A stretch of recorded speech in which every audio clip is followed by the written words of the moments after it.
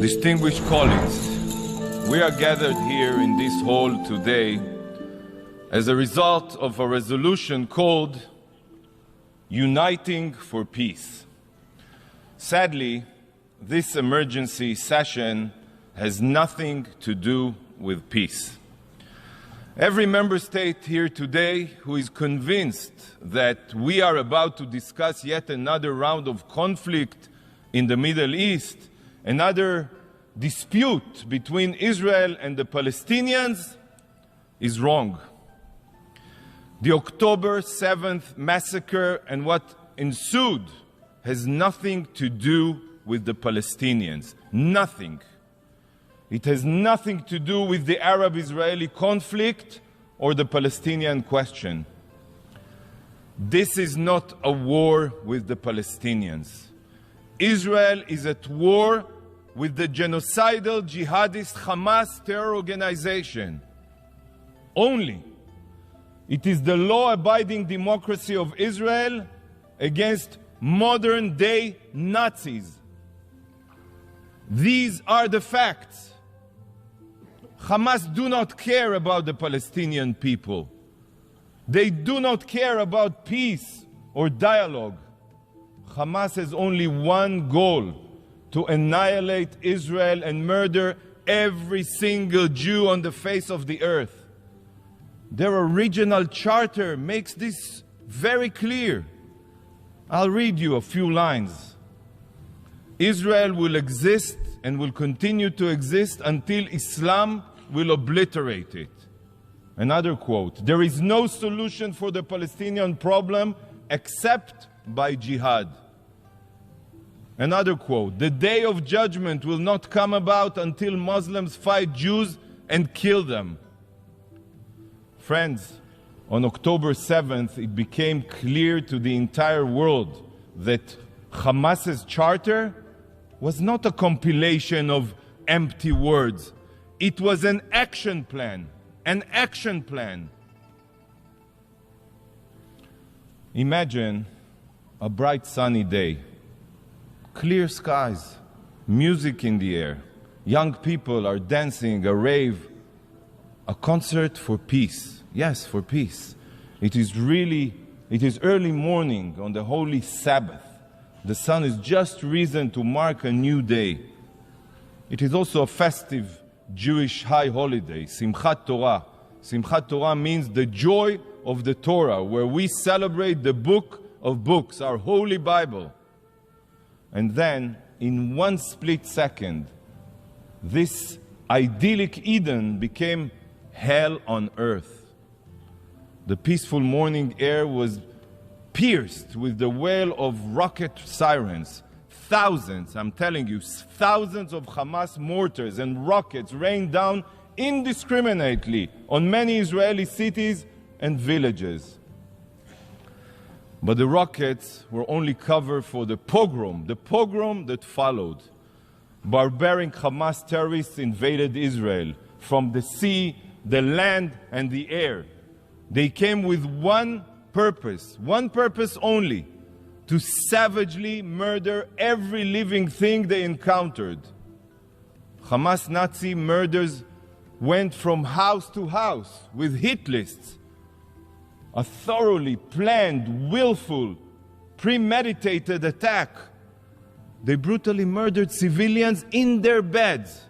They drove pickup trucks with machine guns. Yes, we all remember, just like ISIS, and fired blindly at hundreds of young people at a concert.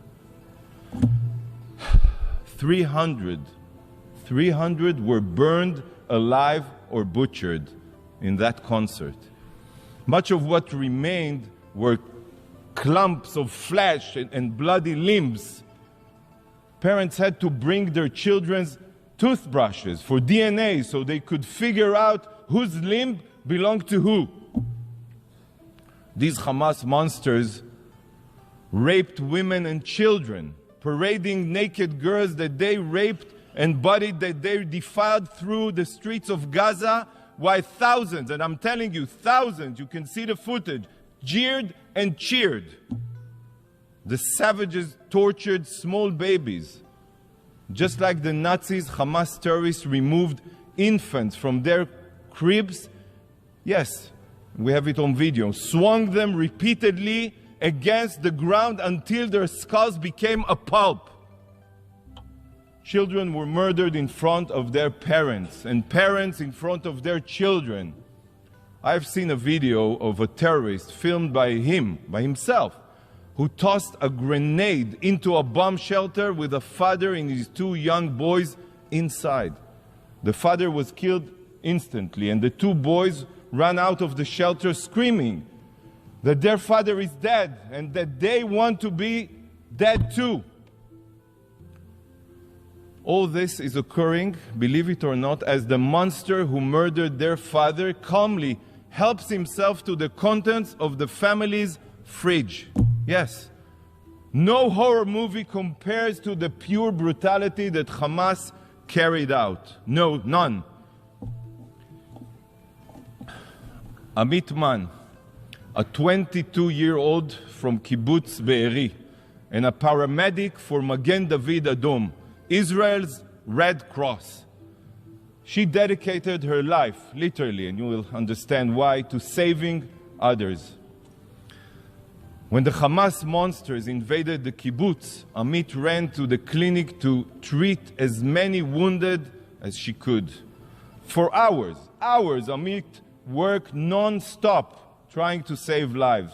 She knew the sadistic terrorists were outside her clinic because she heard the gunfire, but she stayed there. She was committed to saving lives, not running away.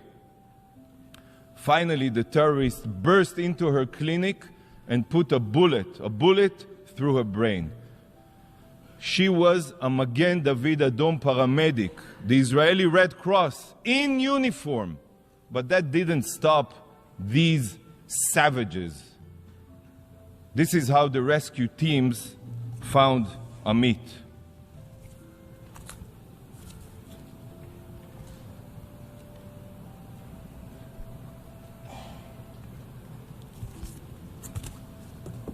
Ambulances were set on fire. Not one, many. Dozens of Magen David Adom medical teams were intentionally targeted on their way to tend to the wounded. And many other paramedics were murdered. Barzilai Hospital in my hometown city, Ashkelon, in Israel, suffered direct hits from Hamas rockets. Not for the first time. Hamas has been deliberately firing rockets at it for years, intentionally. Yet, not a single condemnation of this barbarity has been mentioned here. Not here, not by the Security Council, not by the Secretary General, and not by this absurd resolution.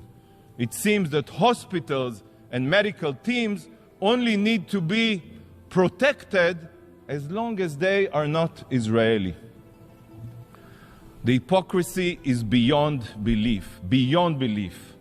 The brutal ISIS-like monsters abducted over 220 hostages from Israel and dozens of other countries, including babies, children, persons with disabilities, the elderly, and Holocaust survivors. Kfir Bibas is 9 months old. 9 months old, and he is being held right now in Gaza as a hostage. 9 months old. What barbaric terrorist can do such a thing? And together with him, 30 other children. 30 other children. We saw Hamas's brutality in Israel. I cannot begin to fathom what horrors the hostages are enduring right now, as we speak here. 20 days have gone by, and Israel is still counting her dead. It took weeks to collect all of the bodies. Some bodies are burnt like pieces of coal. It is almost impossible to identify them. Countless burned bodies have been found with ash in their throats, meaning they were still alive when lit on fire, intentionally, by the Hamas terrorists. a clump of charred human remains that was burned beyond recognition was found. At first, the medical personnel couldn't figure out what they were looking at. Yet, after a CT scan, it became clear that they were two spines, not one, two spines bound together with wire. One belonging to an adult, and the other, the small spine, of a child. So just try to imagine that parents feeling as they and their child were burning alive. The painful screaming of the love of their life was the last thing they heard, the last thing. Do you not think it's unbelievable that this resolution here today and this session are not solely focused on Hamas's atrocities? When reading this resolution, Hamas seems to be missing in action. The drafters of the resolution claim to be concerned about peace, yet the depraved murderers who initiated this war are not even mentioned in the resolution, not even mentioned. They see each one of you as puppet. They write a resolution completely devoid of any content related to the situation. They assume that you have already forgotten who it is that is responsible for the inhumane violence, and they just expect you to support it automatically. This resolution is a disgrace to your intelligence, a disgrace. It is unfathomable that such a resolution, one that doesn't even mention Hamas, could possibly be voted upon here. Let that sink in, please. Distinguished representatives, Hamas carried out atrocities, the likes of which we have not seen since the Holocaust. Yet, unlike the Holocaust, where the evidence we have is mostly black and white photographs and soundless footage, here the proof is in high definition. Because some of it is from, yes, security footage, but much of it is from the cell phones and GoPro cameras belonging to the Hamas Nazis themselves. Many may be asking, why did they film their sadistic violence?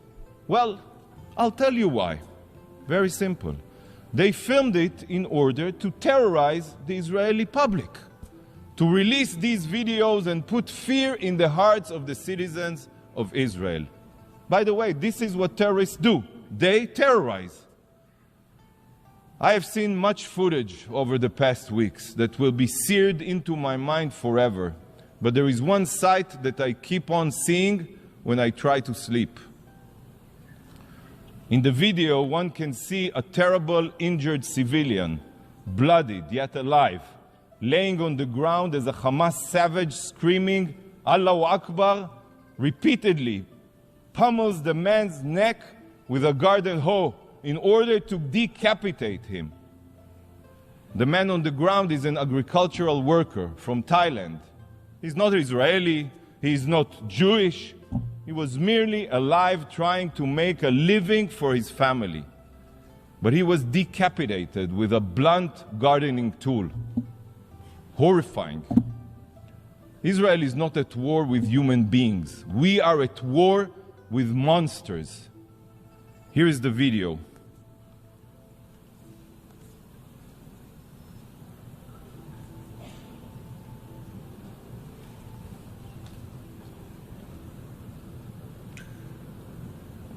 بس هات سكينة هات سكينة هات سكينة هات سكينة هات أنا بالله عليك أنا بالله عليك أنا والله غير بلاد على راسه أنا بالله عليك أنا الله أكبر هات هذا الثاني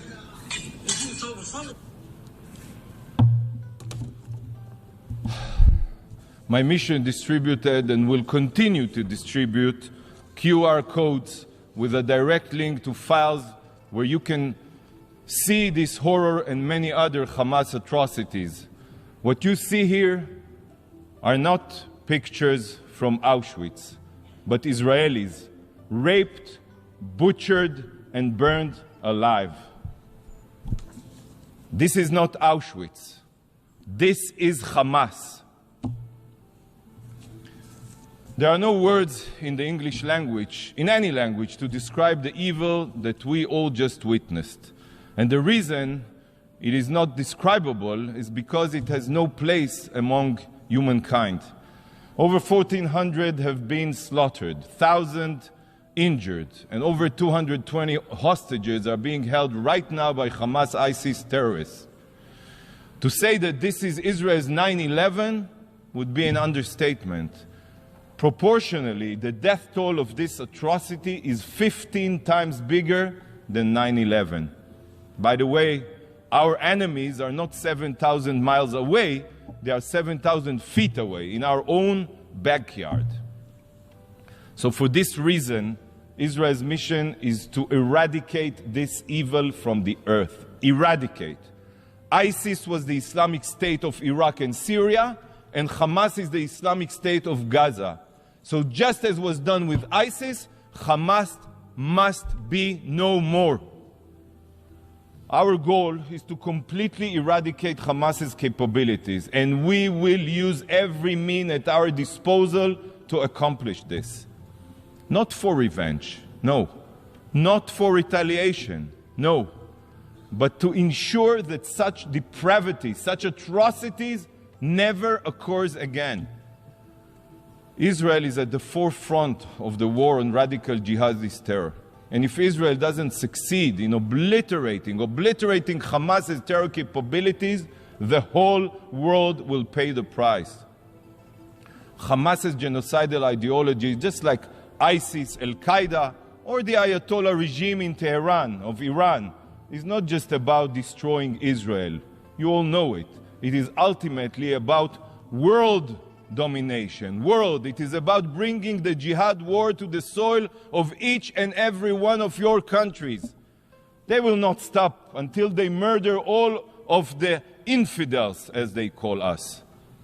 Colleagues, for the past 16 years, the international community and the UN have been complacent to Hamas's terror buildup in Gaza. Complacent. The world has kept its head in the sand as Hamas embedded its missiles and rockets deep within and under the civilian population of Gaza. It accepted an absurd reality that a law-abiding democracy could live side by side with cancerous genocidal terrorists that fire tens of thousands of missiles indiscriminately at our civilians, unprovoked. We have seen that nothing can change Hamas's genocidal ideology. Sadly, not the rehabilitation of Gaza, not economic incentives, not any promise of a brighter future. The UN tried. Many of you tried. But everyone failed. Everyone failed. And you know why? Because nothing can change a genocidal ideology. Nothing. There is only one solution to curing a cancer. It is the evisceration of every cancerous cell. The international community has poured billions of dollars into Gaza, and it all went to Hamas's war machine. It went to its subterranean city of terror. It went to its missile manufacturing facilities. And you remember, 18 years ago, Israel unilaterally withdrew from all of Gaza. We withdrew from all of Gaza. Hamas could have invested the international funding it received into building power plants, water desalination plants, every other civil infrastructure. But no. Instead, Hamas exploited every inch of the Gaza Strip for their violent goals. Because to Hamas, Gazan civilians are nothing more than mere cannon fodder. Human shields who in death become pawns for Hamas's libelous propaganda campaign. Hamas is counting on you. They are certain that despite the terror and massacre, the UN will still come to their rescue and prevent Israel from defending itself. Friends, Israel is on a rescue mission. our rescue mission to save our hostages, to save our future, and to save the people of Gaza from their savage tyrants. Our rescue mission. And colleagues, the rescue mission can end quickly. Now, it can end now. No need for complicated, empty resolutions. It can end now.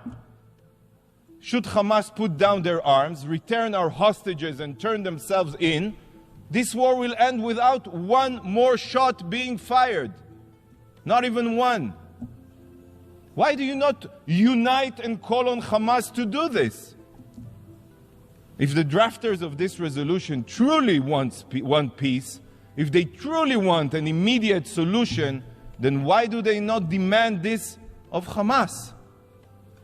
Instead, this resolution does the exact opposite of finding a solution. The exact opposite. Rather than promoting peace, it only ensures more violence. It should be called uniting for terror, not uniting for peace. Israel has been attacked and continues to be attacked. This is a fact right now. In the south from Hamas and in the north from Hezbollah. Meanwhile, the resolution calls for an immediate ceasefire. A ceasefire means giving Hamas time to rearm itself so they can massacre us again. This is not speculation. They will do so. You all know this. Any call for a ceasefire is not an attempt at peace. It is an attempt to tie Israel's hands, preventing us from eliminating a huge threat to our citizens. But the resolution's distortions go even deeper than that. Hamas, the terror group that started this war, I reiterate, is not even mentioned, not even once. In fact, the only hidden reference to these barbaric terrorists can be found in calls on both parties. Both parties? This is a false, immoral comparison between the law-abiding democracy of Israel and genocidal jihadists. And the drafters are counting on the fact that each and every distinguished representative here will blindly go along with their ploy. This resolution is an insult to your intelligence, and the only place this resolution belongs is in the dustbin of history. The dustbin of history. But colleagues, this resolution is not the only thing here today that is detached from reality. In a short time, a representative of the evil regime that trained, funded, and armed Hamas for the October 7th massacre will address you. The Ayatollah regime of Iran has the blood of thousands of Israelis on its hands. It has the blood of hundreds of thousands of oppressed Iranians, of Ukrainians, of Americans, of Emiratis, and so many others on its hands. Iran is known as the world's #1 state sponsor of terror, and for good reasons. It's completely natural that the foreign minister of this brutal regime should be the speaker following the resolution drafter. The country with a Nazi ideology of annihilating Israel publicly says, stands in solidarity with its proxy Hamas, which shares the same Nazi ideology and aims for our destruction. This is completely understandable. Indeed, mere days ago, he spoke with the leaders of Hamas and its twin terror group, Palestinian Islamic Jihad, praising them for the slaughter. And today he is here to fill your ears with poison. Indeed, uniting for peace, uniting to butcher every Israeli to pieces. This man, the mass murderer, or any other representative of the terror regime in Iran has no place at the UN, let alone in the family of nations. It is a moral stain on the UN and the values it was founded upon. Distinguished colleagues, this week the UN celebrated its 78th birthday. Yet, looking at this resolution and the honorary guests hosted it today in these halls, this organization has shown that it is so broken, so morally corrupt, that I do not have high hopes that it will make it to 90, let alone 100. I'm just a realist. Today serves as the clearest proof that this body is bleeding its relevance, legitimacy, and justification. What we are witnessing today is a desecration of what the UN was meant to be. Following the horrors of the Holocaust, this institution was established to prevent atrocities from repeating themselves. Yet, in these very halls, we have perpetrators of the most grotesque human rights violations and crimes against humanity who also exploit their power and so-called members of the family of nations only to single out law-abiding democracies such as Israel. If this organization wants to maintain any shred of legitimacy, it is imperative that you, please, distinguished representatives, no longer play along with this farce of anti-Israel double standards. Vote against this biased resolution. Stand on the right side of history. Don't stand with the genocidal jihadists committed to your destruction. Rise above internal political considerations and do what is moral and right. Mr. President, Israel will not stop fighting for the truth, even if we remain the sole voice of reason in these halls. Israel will continue combating the genocidal terrorists committed to our destruction.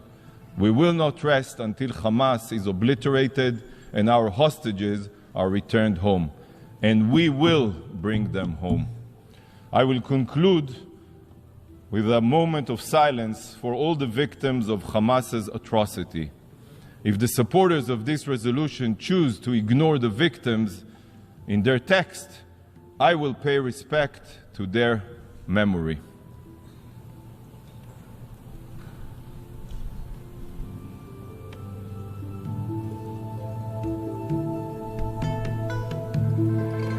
Thank you, Mr. President.